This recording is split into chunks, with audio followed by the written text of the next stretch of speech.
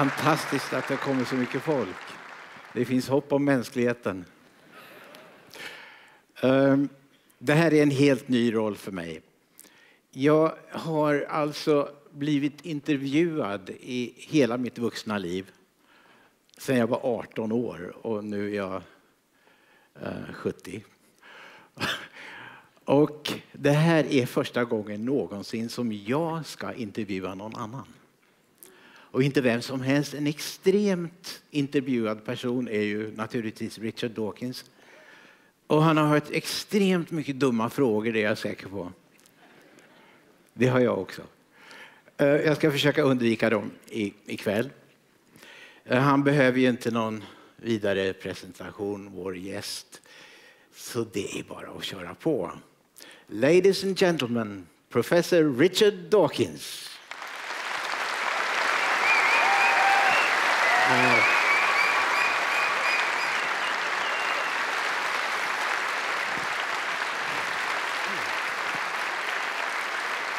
What a welcome. Thank you. Like a pop concert, isn't it? Does my microphone work? Yes, it does. Okay.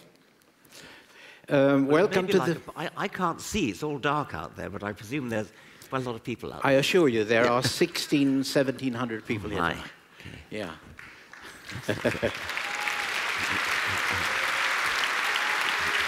So, welcome to the Cirkus Theatre. Thank you. And on this very stage tonight, there will be a musical performed. And the main character is, I think, the most famous religious woman in Swedish literature. And it's based on a story by the most famous atheist author in Swedish literature. So that's fantastic. And I wrote those lyrics that you just heard. You're here for the Nobel dinner primarily. I saw No, you I'm there here the other for day. this. I'm here for this event. Of course. But I was privileged to be invited to the Nobel Prize-giving ceremony and the dinner. What was that like? It was amazing. It was wonderful. I hadn't realized that Swedes are such sticklers for tradition and for a protocol. Things like you're not allowed to wear a wristwatch. You're not? No. You Why? didn't know that. Well, it goes against custom. It goes against the Fantastic, tradition. and they You're follow allowed to those wear rules. a pocket watch with a gold chain. Of course, yes.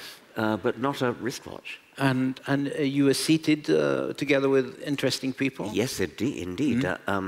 My escort was Christina Moberg, who's the president of the Royal Swedish Academy of Sciences. I was very honored to be escorted by her. And she conducted me through it. I would have got very lost without her. But I loved all the trumpets playing fanfares and the speeches. And yes, it's very special, isn't it? Very special. Yeah. Yes. But you're also here to promote the second installment of your memoirs. Yes. Right. Yes. The first installment came out 2 years ago, and I did, in fact, come here to promote that. And the second installment is, I see up here, good. Yes, it came out in Britain a couple of months ago. And I suspect the Swedish translation may be the first of the foreign translations to come out. I think so. Congratulations. Yeah. Yes, great. Although I'm not entirely sure why you bother, because I haven't met a single person in Sweden who doesn't talk English. Stephen Fry begins the third installment of his memoirs this way. There is nothing very appealing about show business memoirs. And I kind of know what he means. I do understand. But with someone like you, it's an entirely different story, I think. Because where we don't need to inspire young people to become pop stars, we need to inspire them to become scientists. And I think your memoirs are such an inspiration.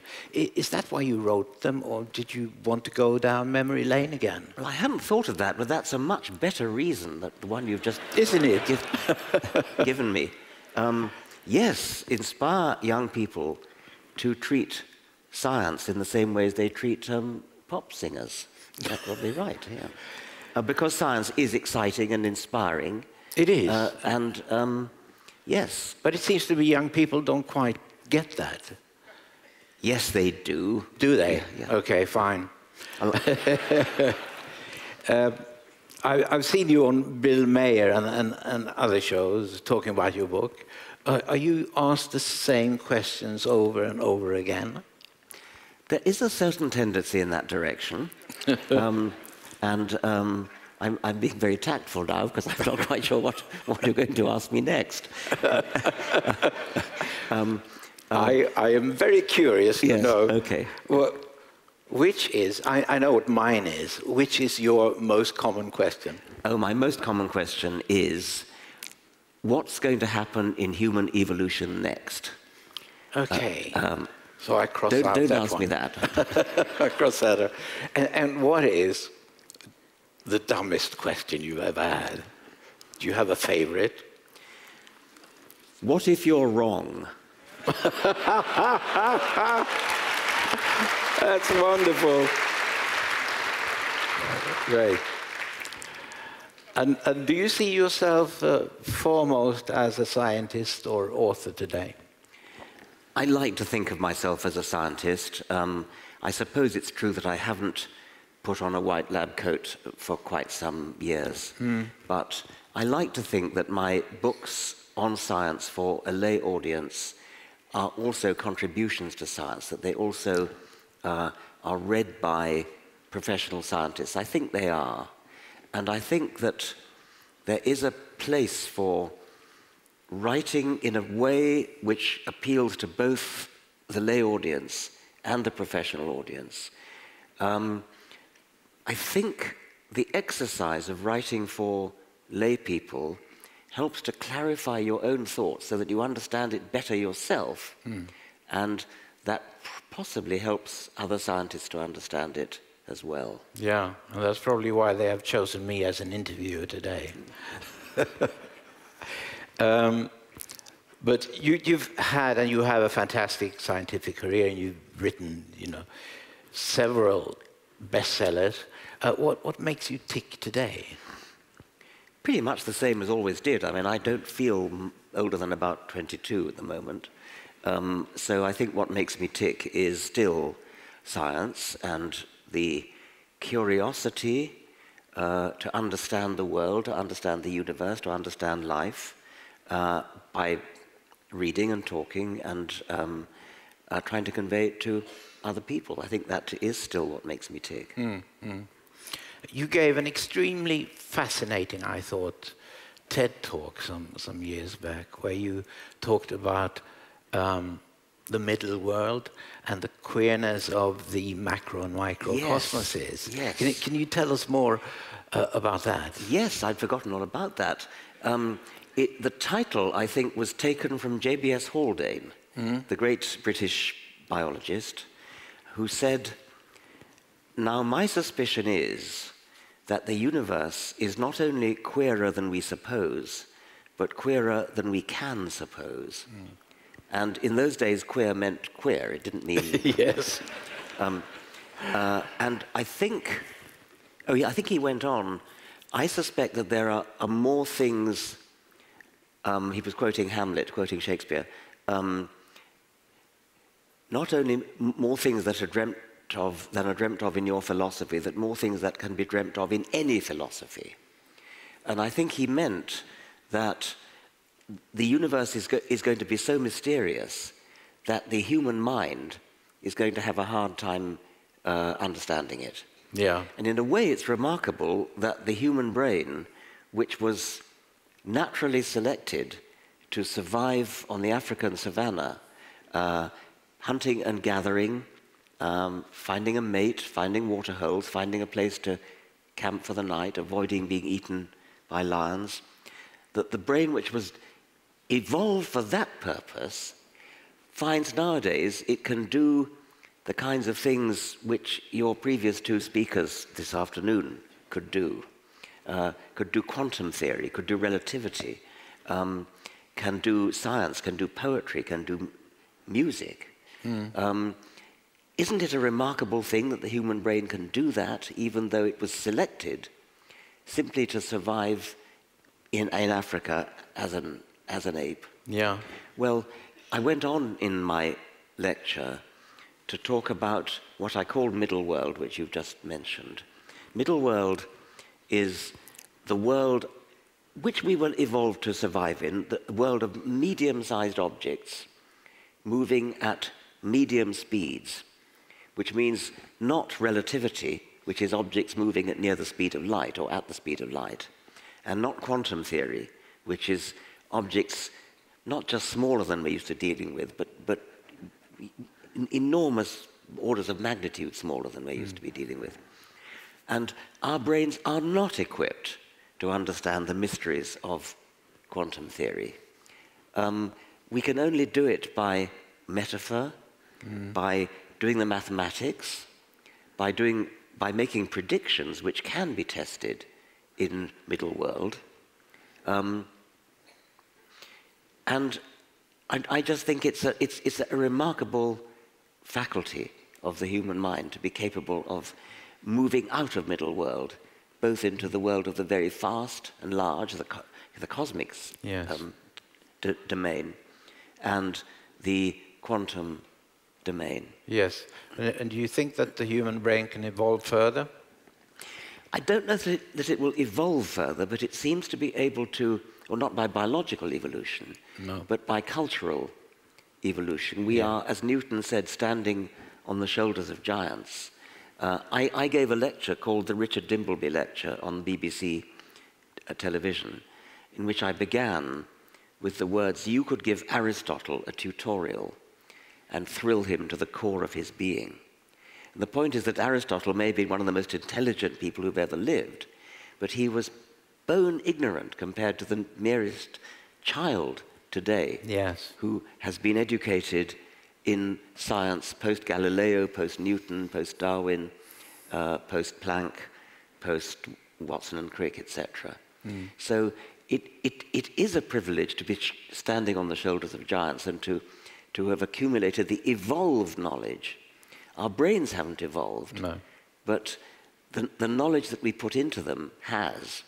And that's going to go on. And I think that's exciting. I mean, whether the brain itself will evolve, that's a much more difficult question. Indeed, that's the most common question I get asked, as I told you. But human knowledge, the human intellect, what we use our brains for, is evolving extremely fast all the time. And this queerness on both sides, sort of the middle world, what does that do to the theory of everything? Is it kind of slipping away from us?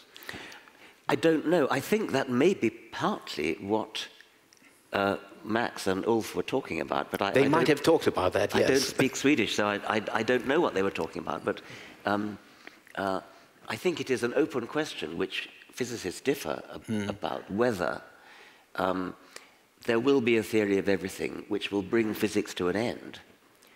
And that's perfectly possible, or the opposite may be perfectly possible. It may be that every time you think you've got to the end, new vistas open up. Yes. And I don't know what I think about that. In a way, I find both prospects equally exciting. I mean, I'm very excited by the thought that science may reach, physics at least, may reach a kind of nirvana of satisfied, soporific. Yes, I was coming to that. Yeah. Einstein is quoted as saying, "The more I learn, the more I realize how much I don't know." And however depressing would it be true to say that the further science advances, the wider the scope for things it realizes that it cannot explain. Yes, yeah. Well, I don't know, and I'm, as I say, equally excited by both prospects. You say in that TED talk that whatever we are not the stuff we're made of. In your view, what are we? I've forgotten I said that. Maybe was I quoting somebody else when I said that?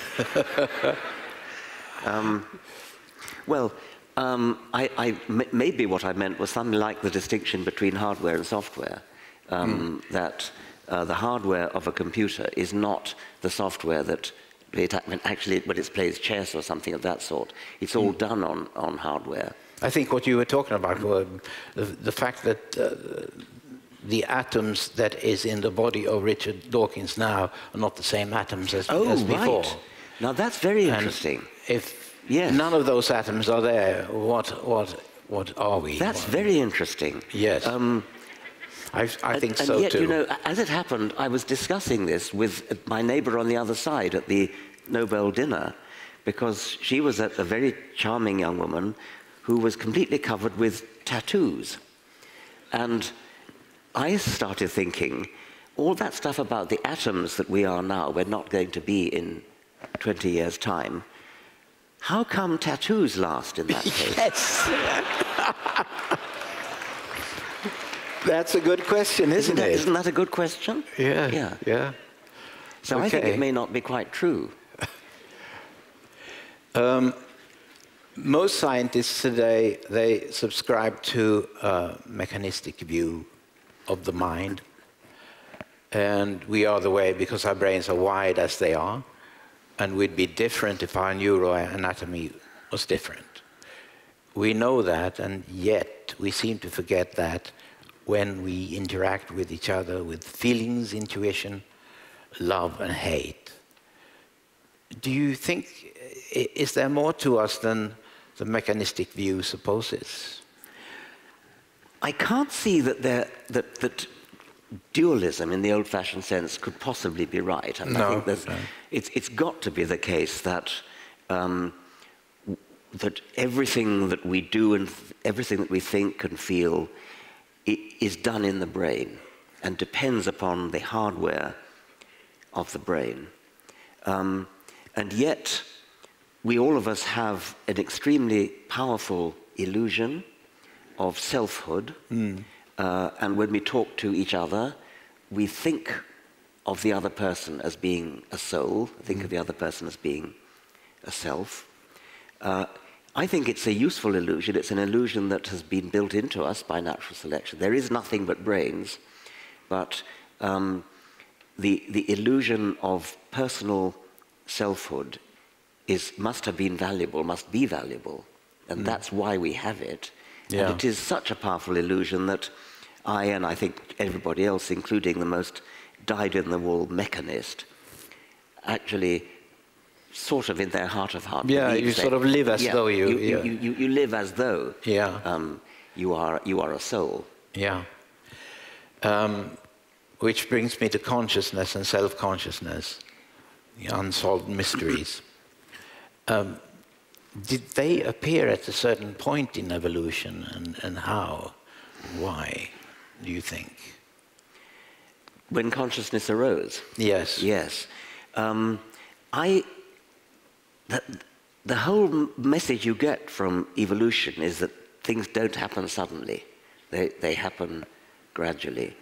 And so I would be inclined to think that consciousness is not something that suddenly switched on in some particular ancestor, but gradually came into being.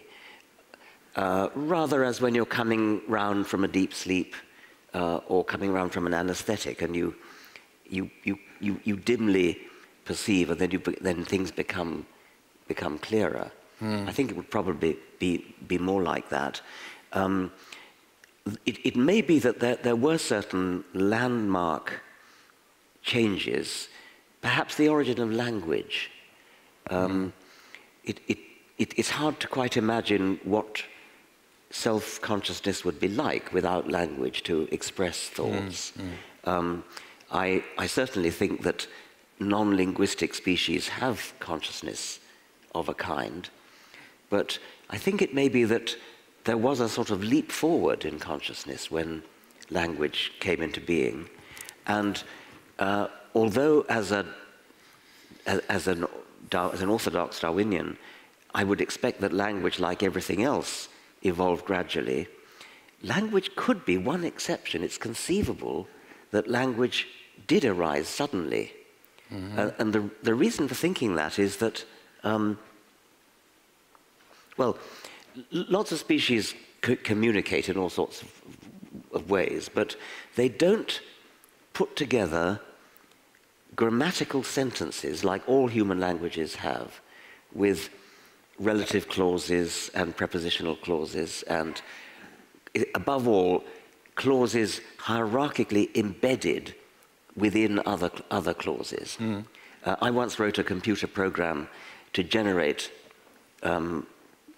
correct grammatical sentences. It didn't have any vocabulary, but it could do grammar.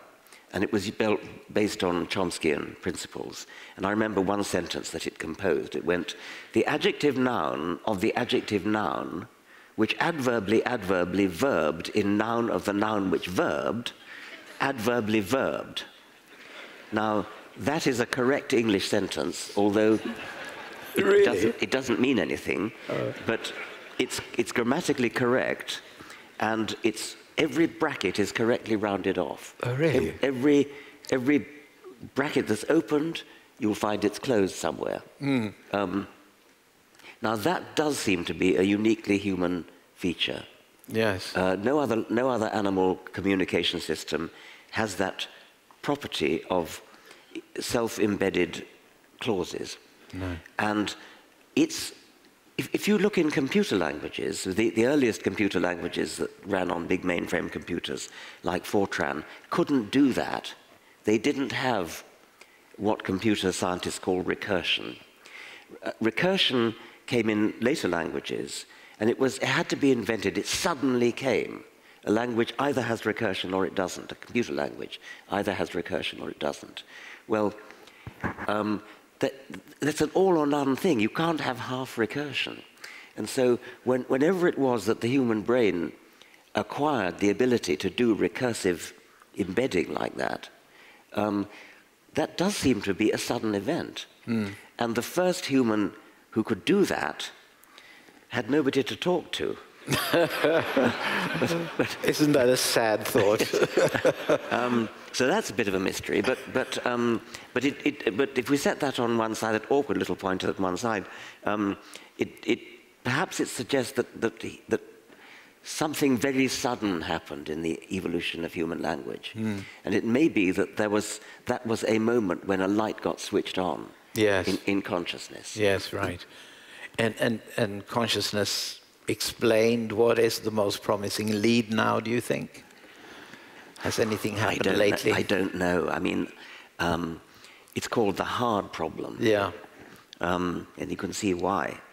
I mean, I've read Dan Dennett's book, and his is called Consciousness Explained. I can't explain consciousness. No, nobody can. But are we any closer, do you think, to answering the question of how life originated on Earth? Oh, well, that's a very interesting question. It's another difficult question. I think it's true to say that we know the kind of thing that it had to be. We know that a major breakthrough was when the first self-replicating molecule came into existence. Like DNA, it wasn't DNA. DNA requires protein in order to do it. But there must have been a forerunner, a John the Baptist to DNA, so to speak. There must have been a forerunner which had the capacity to self-replicate, a molecule which arose by random luck, in chemical luck in the primeval soup, whatever that was. And once that happened, once you had self-replication, then you had the opportunity for some kind of Darwinian selection to get going. And once you got Darwinian selection going, then the whole pageant took off. And at some point, DNA moved in as the usurper, in a way, of the original self-replicator. Not just DNA, but the sort of partnership between DNA and protein. Protein is the executive family of molecules which actually does the work of biology, and DNA directs it. And that partnership must have got going a bit after the origin of life. The most fashionable theory at the moment is so-called RNA world theory. RNA is like DNA. It can replicate like DNA, but it can also do what protein does, which is enzyme catalysis. And so it's possible that what happened was that RNA started it all off, doing both jobs, both the replication job and the executive enzyme job. And then later, DNA took over the replication function, and protein took over the enzyme function. So that's a current vogue theory, which sounds promising to me. A few years back, you wrote a letter to Prince Charles about GMO, yes. Genetically modified organisms. Yes. I've Googled, and it began, "Sir, I think you may have an exaggerated idea of the naturalness of traditional or organic agriculture. Agriculture has always been unnatural." What was that about? Prince Charles is a great enthusiast for natural organic foods, natural methods in agriculture, no artificial fertilizer, etc. And I was brought up on a farm rather like that, actually. Prince Charles has a rather mystical view of the world. He talks about things like the wind rustling through the trees, as though there's some kind of spiritual, druidic fantasy going on there. And there's a sort of anti-scientific spirit going on there. When I said that agriculture has always been unnatural, I think I meant that we were hunter-gatherers. That's our natural state. And when we moved into villages and then towns and started cultivating crops and domesticating animals, crops like wheat and maize are thoroughly unnatural crops. So although the health food stores have good stone ground wheat and things, this is very, very unnatural. So I don't remember exactly the details of my letter to Prince Charles. I do remember that he never replied. People mean different things when they say natural world, don't they? Yes. What's your definition? Well, I'd rather not be too precise. In my letter to Prince Charles, what I obviously must have meant was natural in the sense of what we were evolved to do before we started doing artificial things. But breeding wheat and breeding maize and breeding cows and breeding pigs is artificial. It's done by artificial selection. And so artificial selection has been a part of agriculture for millennia. What Prince Charles would mean by unnatural would be things like genetically modified modifying the genes, which is taking the other half of the Darwinian equation. Darwinism, you know, is random mutation followed by non-random survival, not non-random selection. Artificial selection, breeding cows and wheat, artificial selection is taking the selection part of the Darwinian equation and doing it artificially. Genetic modification is taking the mutation part of Darwinism and doing that artificially. I read an article a couple of weeks ago in the New York Times about the new search replace tools of gene editing, where you can swap whatever you want in a genome and swap it for something else. So in this case, there was cattle that had horns that shouldn't have horns, so they swapped those genes. And it seems so very easy all of a sudden, and the implications are mind-boggling, aren't they? Yes, I mean, yes. Well, that's just the kind of thing Prince Charles wouldn't like. And I think we have to exercise what's called the precautionary principle. I mean, whenever you move into uncharted waters, new territory in science, you've got to be a little bit careful to think what the long-term implications might be. But as a scientist, I can't help being excited at the thought of swapping genes in.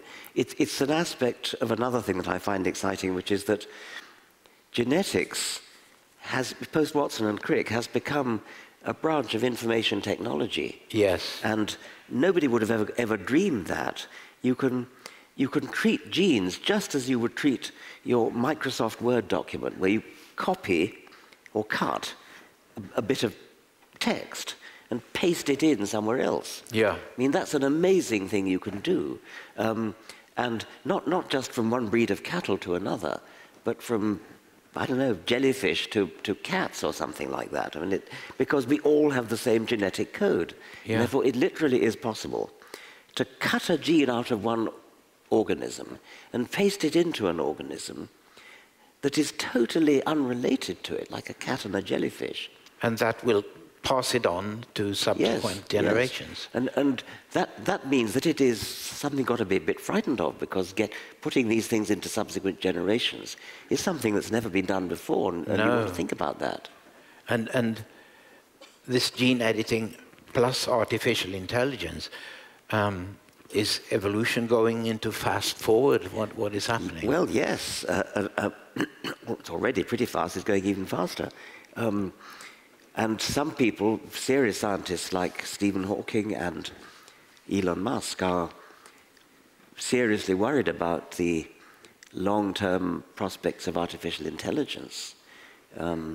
Nobody knows where that will end, and whether, humans may be subject to a usurping takeover the way the first replicator was by DNA. But those things are of the natural world, so they are evolution, aren't they? In a sense, they are, yes. But if you come back in a few thousand years' time and find that the only humans around are actually made of metal and silicon, and they may have some kind of ancient historical myth about a dawn age when there were soft, squishy things based on carbon and water. Some people are very frightened by that thought. It seems that few ideas present more of a challenge to majority of religious people than the theory of evolution. It's as though science makes an intrusion into the realm of traditionally for philosophy and religion. How can science help us answer existential questions? Well, if science can't help us answer them, then nothing else can. No. So I think it's a mistake to say that questions like, what is the purpose of life? What's it all about? Why are we here? Or very deep questions like, where do the laws of nature originally come from?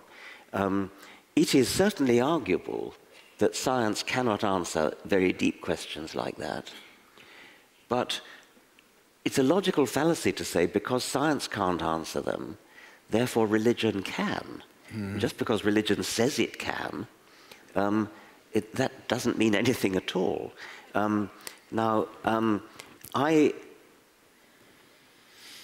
mean, let's take some of those existential questions. I mean, what is the meaning of life? Well, you can answer that in various ways. You can say, each one of us can make our own meaning in life, and that can be very different for different people. Or you can say, the ultimate biological meaning of life is something to do with gene survival, and I've said that in several of my books. But of course, I also have personal meaning in my life as well.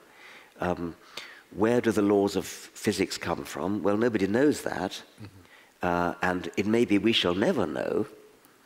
But if we ever know, it won't be religion that tells us. It'll be something else. Yeah.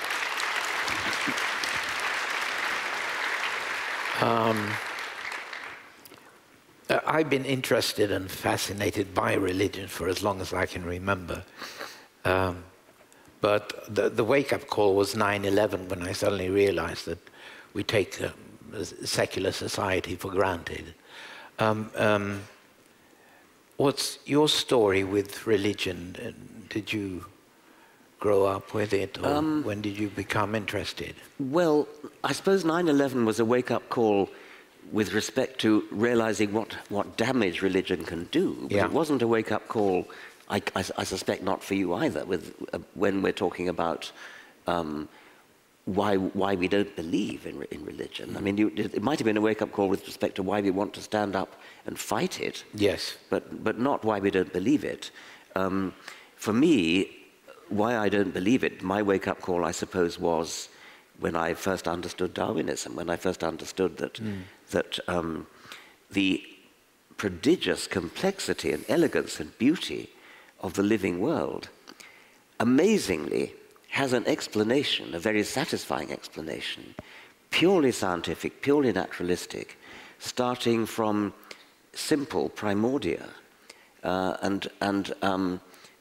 Before I understood that, I fell for the facile and actually deeply unsatisfying explanation that there must have been a designer.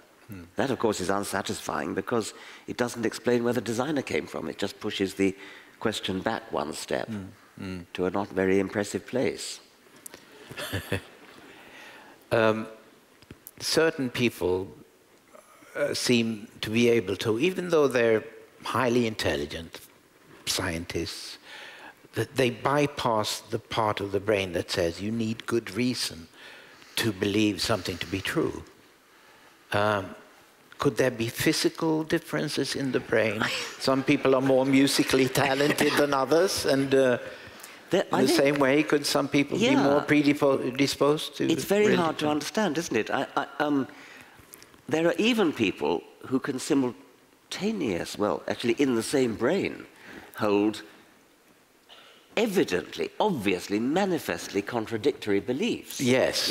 The most extreme example I know, I can't name, I probably shouldn't name the name anyway, I was told this by the professor of astronomy at Oxford. He said he had a colleague in America, an astrophysicist, who writes learned papers in astronomy, in astrophysics, mathematical papers, and his mathematical papers all assume that the universe is 13 billion years old, and yet he privately believes the universe is only 6,000 years old. Well, how can you have a brain that holds contradictory beliefs? Yes, that's my question. How is it possible? I don't think it is possible, and yet it happens. Yet it happens. Yeah. So you don't think it's possible? Well, I mean, I suppose he could be simply being dishonest. It could be that he really, really, really believes it's 6,000 years old, but he draws his salary as a professor of astrophysics. Yes. And he's got to write these papers, and he's got the mathematical skill to do it. And so he just tells himself what he thinks of as a falsehood, which is the universe is 13 million years old, and then derives results by mathematics from that. But how anybody can live such a dishonest life, I don't know. Incredible. But isn't human nature wired toward creating meaning where there is no meaning? Well, I think it's human nature to look for meaning, and there very often is meaning, but there may not be an ultimate meaning. No. So people will sometimes mistakenly use the phrase meaning to mean, say, deliberate design or something of that sort. So they will say, oh, you mean to say that, that the whole of life evolves by natural selection, and therefore there is no meaning. Well, in one sense there's no meaning, but I think in another sense there is. And it's a meaning that scientists can tease apart and analyze, understand, and rejoice in. Is religion a product of evolution? And in what way? Well, religion is a product of brains, and it's found in, I think, all human cultures that anthropologists have looked at. So it does seem to be a kind of human universal, like sexual desire, heterosexual desire. Not every individual has heterosexual desire, but we still call it a human universal. Not every individual has religion, but it's probably fair to call it a human universal in the same kind of sense as heterosexual desire. Does it have Darwinian survival value? Well, it might have, or perhaps a better way to put that would be the psychological predispositions that lead to religion under some cultural circumstances, but might lead to something else under other circumstances. Maybe that's what has survival value. So our brains, our Darwinianly evolved brains, have a predisposition which often manifests itself as religion. Am I getting this across? I mean, is my English okay? It's the King's or the Queen's English, I think. Okay. Yes. I read an article in the New York Times as well, very good paper, that one. And the headline was, "Born to be conned." And I guess this is... No, but was what? Born to be conned. And by con men. Yes. Yes. And that's what the question about human nature, why toward creating meaning out of meaninglessness, comes from. But as a secular humanist, I don't think it's necessary for a human being to adhere to any belief system at all. But why can't we throw all ideologies overboard and continue just as free, open-minded and curious human beings? Why does that seem to be so impossible? Yes, I suppose you could have an ideology that you would regard as a good ideology. Perhaps you wouldn't want to use the word ideology. No, perhaps not, that. But you know what I mean. Something like democratic socialism or something like that. I mean, you could call that an ideology, and that would not involve any supernatural postulates, but you might regard that as something worth struggling for. Yeah. In the present climate of political correctness, it seems that we have forgotten how funny religion is. Yes. Yes. You remember the days when Monty Python made fun of Jesus in The Life of Brian? I think that may be the funniest film I've ever seen in my life. Yes.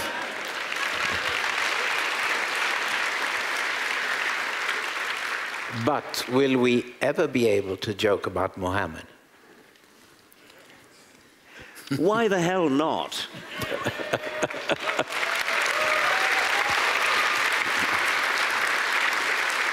Yeah.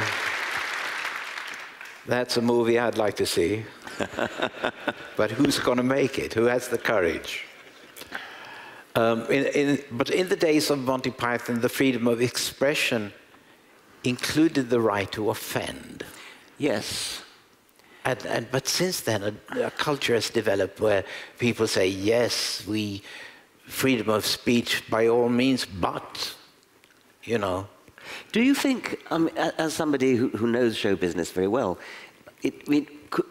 are you suggesting that Life of Brian couldn't be made today? Or is no, it still... Life of Brian could still be made, but Life of Ali couldn't be made. Exactly, yeah. Yes. Well, that's very unfortunate, of course, that sheer threat, a physical threat, yes. Makes it... But that wasn't... Your question was about political correctness, which is not about physical threat, but which is... You were talking about offense. Yeah, I think this respect for... People want to respect other people's faith. And I find this kind of censorship. Yes, I agree with you. Very stifling. Yes, I agree with you. I think that offense is a word that's being used much too much nowadays. And I think it's become almost a cliche to say that nobody has the right not to be offended. If somebody offends your belief, what you should do is stand up and argue for your belief. Don't just retreat behind the saying, "Oh, I'm offended. You must shut up." No, argue for why you're right.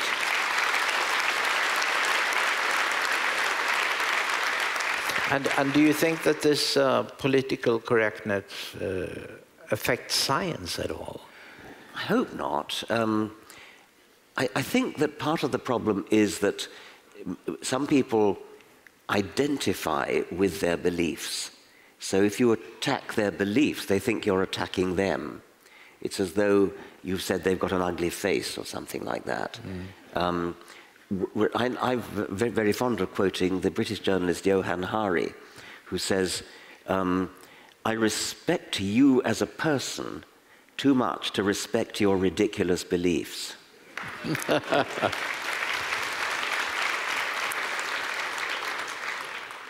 Marx and Lenin, they could see religion for what it was, opium for the people. But how do you think, how come that those who are supposed to uphold Marx's legacy today see it completely different? Or at least they seem to. I don't know much about Marxist legacy, actually. I'm not sure I can answer that. I'll go on to the next question then. Okay. After Paris, as after all Islamist attacks, there was this, the politicians were harping the same nothing to do with Islam mantra. Yes. What's your view on that? Does it? Yes, a lot of people say that, and I think if you listen to the rhetoric of ISIS, they don't talk about anything else but religion. I mean, their whole discourse is entirely suffused with religion, with quoting from the Quran, quoting from the Hadith. They are utterly obsessed with religion. Their whole idea of the caliphate, their whole what they're trying to set up in Syria and in the Middle East, what they would like to conquer the world with, Sharia law. Of course, it has to do with religion. Now, the great misunderstanding is to say, because you say that, you're therefore accusing all Muslims of being supporters of these terrible things like beheading and stoning and throwing gay people off high buildings and things like that. People are not their beliefs. Many Muslims, of course, don't believe it anyway, and thank goodness for that. But even the ones who do, they are not their beliefs. They're nice, decent people who don't hold, who don't carry it out, who don't take it seriously. But ISIS, of all Muslims in the world, they are the ones who are taking their religion seriously. Yes. If only people wouldn't take their religion seriously. I mean, religion would be fine if only people wouldn't take it seriously.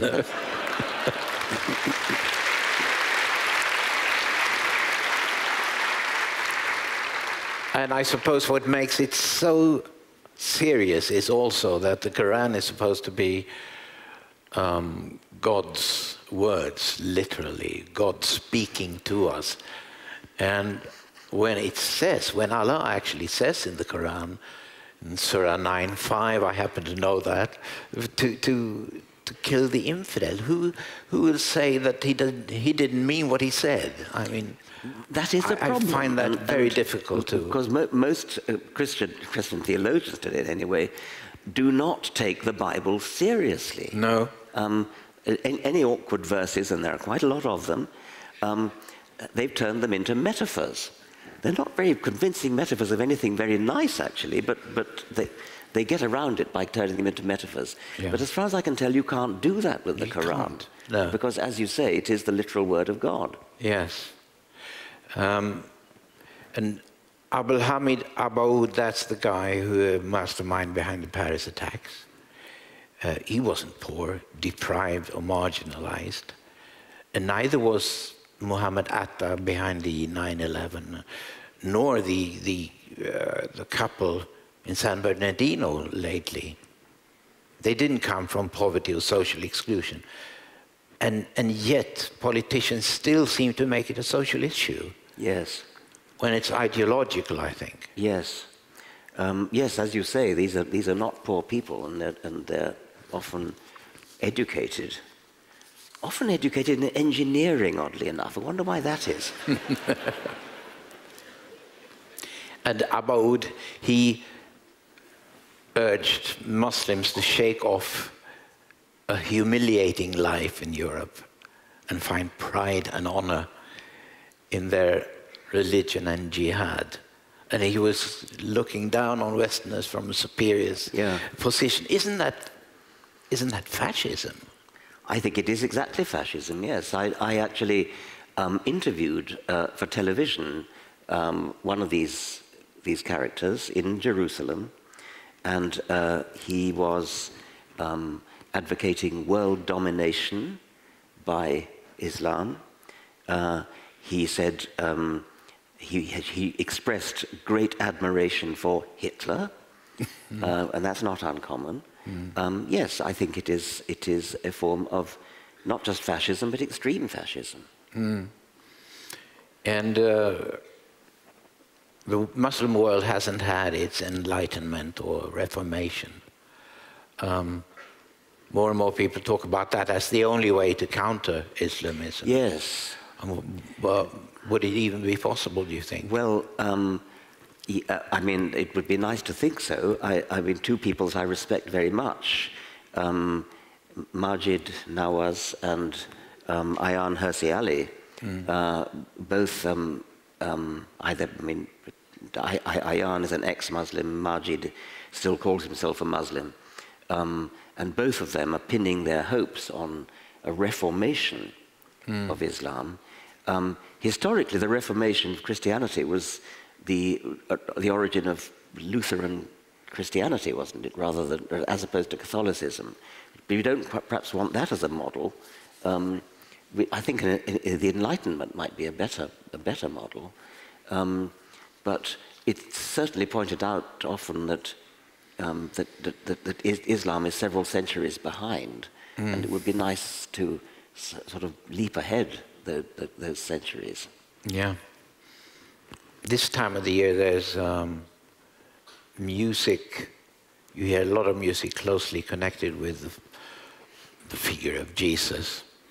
And when I hear Silent Night, Oh Holy Night, Ave Maria, it does conjure up images and feelings of peace and goodwill. Yes. Do you feel the same? Very much so, yes. I mean, I am a cultural Christian, and so I warm to the sound of Christmas carols. Yes. And indeed the literature of the Bible. I don't know what the Bible is like in Swedish, but in 17th century English, it's pretty good stuff. Yes. It's good stories. It's not just good stories, but I mean good literature, beautifully written, beautifully translated, and so that's part of my heritage. That's part of my culture, and I appreciate that, and I appreciate that other people in different religions will have the same feelings. So by all means, have the aesthetic and cultural traditions. Yes. But don't take it seriously.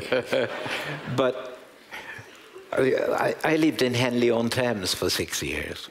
Yes. That's between Oxford and London.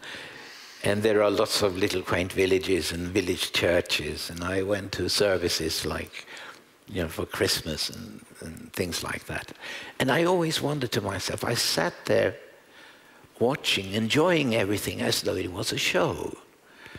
And I wondered to myself, what if it was a show? Would we enjoy it as much if the priest was an actor who read a particularly good sermon and the congregation was an audience? Would we enjoy it as much? Well, we enjoy reading fiction, which we know isn't real, and we even identify with the characters. We actually feel when a character in a novel falls in love with another character.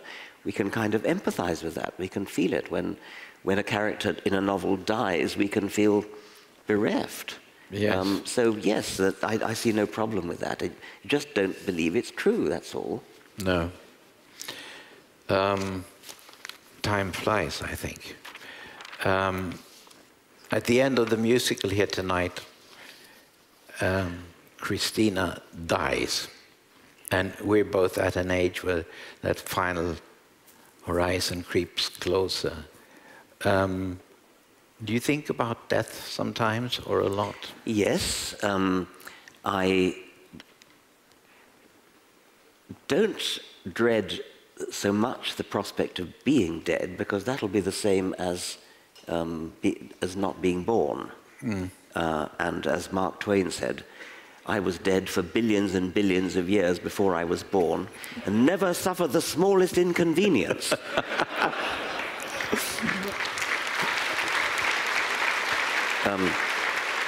So we were all dead through the time of the dinosaurs and the time of the trilobites and the time of early humans and so on.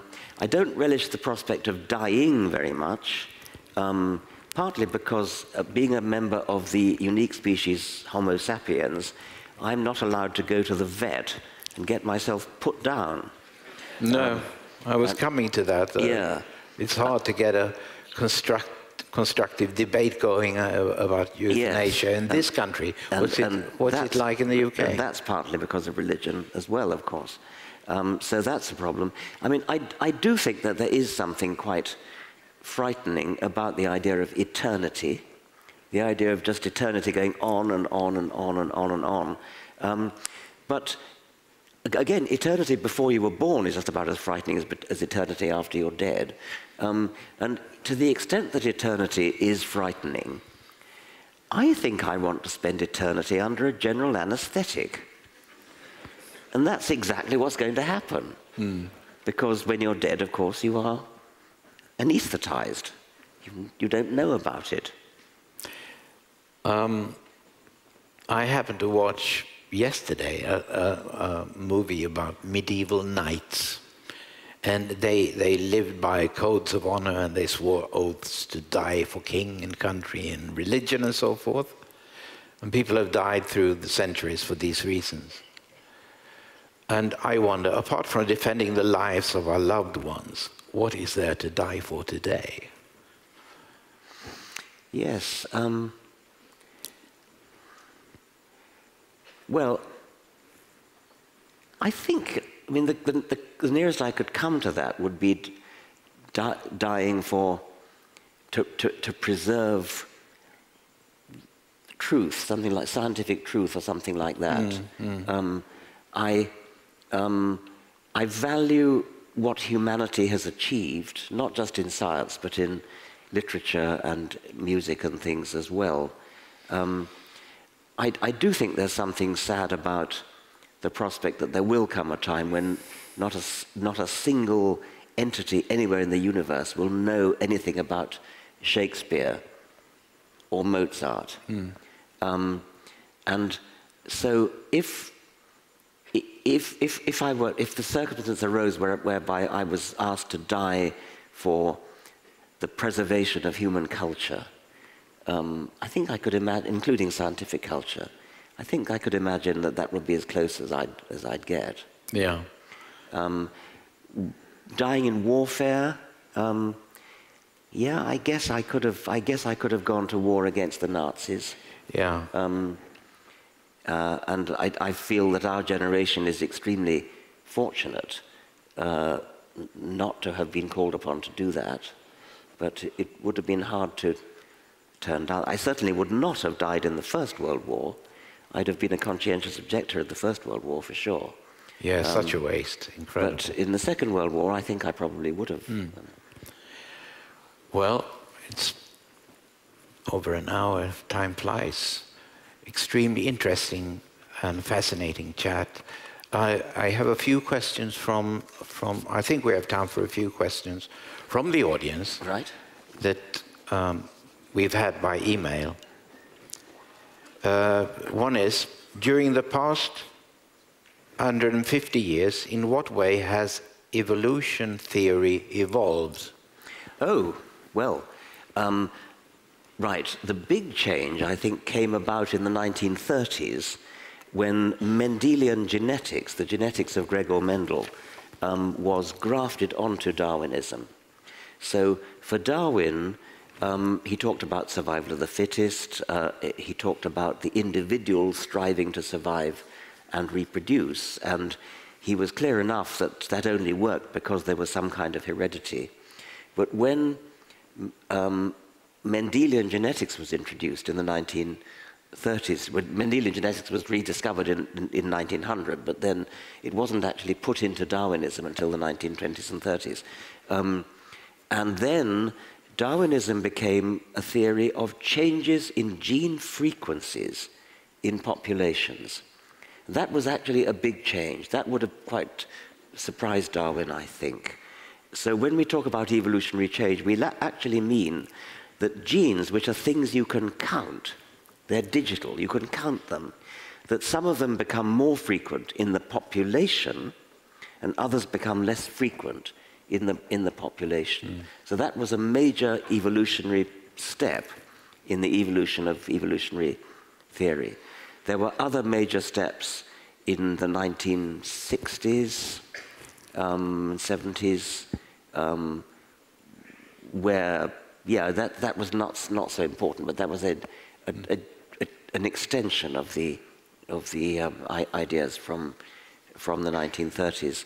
Then in parallel to that, from the 1950s onwards, genetics became digital in the sense of the actual molecular structure of a gene. The Watson and Crick gene is just a long string of computer tape. And that has hugely changed the way we think about evolution. We can now actually compare any two animals you like, or any two plants and animals you like, and actually look at the digital sequence of code letters in their genes, count the number of differences between them, literally count them, and compute how closely related they are, and even calculate how long ago their shared ancestor lived. And that's a huge advance, a huge advance when molecular biology became digital. I probably left something important out, but anyway, that's that question. In your scientific career, what have you changed your mind about? Is there something that... Is that the next question? That's the next question. Okay. I changed my mind about something called the Handicap Principle, which is, it mostly arose in sexual selection. Darwin's other theory, sexual selection, the peacock's tail theory. The peacock has this gorgeous fan because the peahen likes the look of it. There is a theory called the handicap theory, which suggests that the reason why not just peacock fans, but sexually selected characters generally are favored by females is that they are handicaps. Everybody knew they were handicaps, but the handicap principle idea was that the reason why a particular sexually selected character is favored is precisely that it's a handicap. And in a way, the female is saying to herself, this male has managed to survive in spite of carting around this ridiculous advertisement. So he must be a pretty good male. Yes. That's putting it very colloquially indeed, and I was extremely and vocally skeptical of that in the first edition of The Selfish Gene, my first book. And I was converted to accept a more mathematical version of the handicap principle by a student of mine, Alan Graffen, who produced a most brilliant mathematical model to show that the handicap principle can actually be made to work. It originated from an Israeli zoologist called Zahavi, who didn't do it mathematically. And you happily changed your mind? Yes, and so in the second edition of The Selfish Gene, I explain Graffen's model of the handicap principle and eat humble pie for having doubted it in the first edition. Third question, would a medieval society have worked without religion? Was there a pre-scientific time where religion was good for the world? Well, that's very interesting. I'm not a historian, obviously, and it's very clear that medieval society was obsessed with religion, and I could easily imagine a historian making a serious case that it needed religion to work. And I don't think I could comment on that as a scientist now.